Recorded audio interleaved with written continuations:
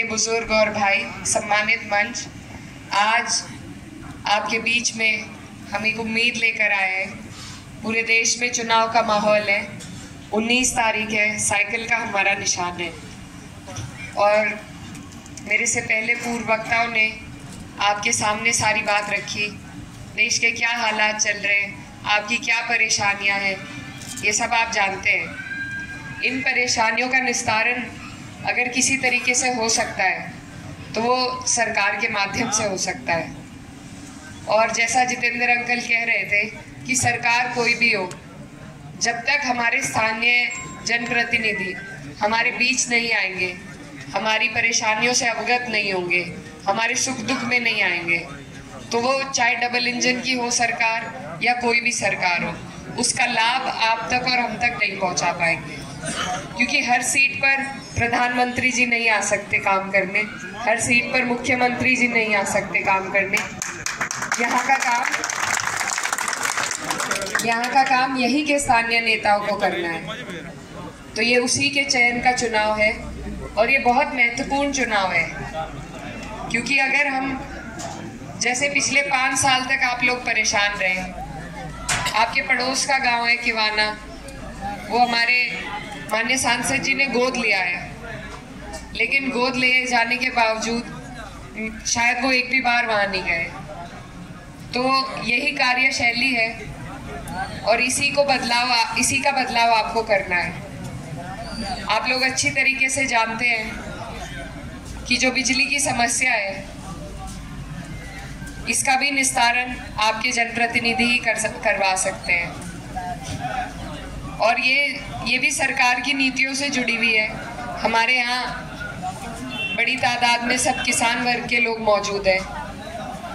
जब आपके पेमेंट की बात आती है, आपको देने की बात आती है, तो सरकार के पास पैसे नहीं होते।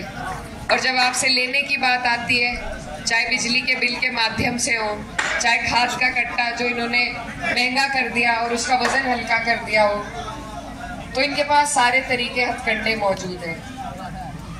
आप लोग 10 साल से आप और हम भोग रहे हैं और देख रहे हैं। ये मौका था हमारे क्षेत्र के पास कि हमें लाभ मिल सकता केंद्र की सरकार की योजनाओं का, राज्य की सरकार की योजनाओं का, लेकिन पूरे 5 साल का वक्त व्यर्थ हो गया।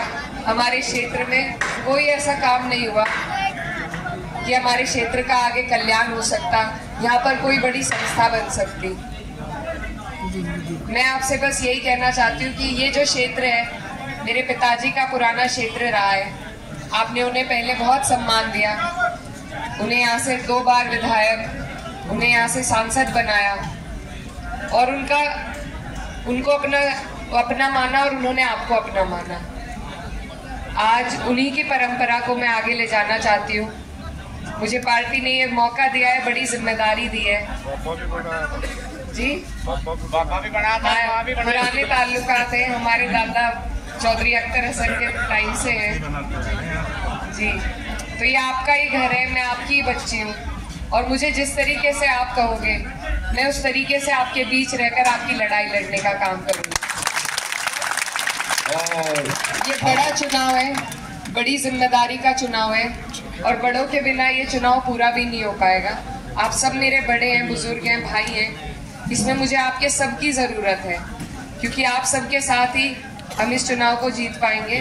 और मैं आपसे वादा करती हूँ कि जिस तरीके से मेरे पिताजी आपके बीच में रहकर आपकी सेवा करते थे, आपका काम करते थे, मैं उसी तरीके से आपके बीच रहूँगी और आपके स्वाभिमान की लड़ाई को मजबूती से लड़ने का काम करूँगी। और हमारे गांव की तरफ से 11,000 रुपये हमारी दादी जी जो है MP साहब को भेंट कर रही हैं अंदर। और मैं तो एक शब्द कहना चाह रहा भाई, सेहत भी ठीक रहेगी और स्वास्थ्य भी, सब बात ठीक रहेगी।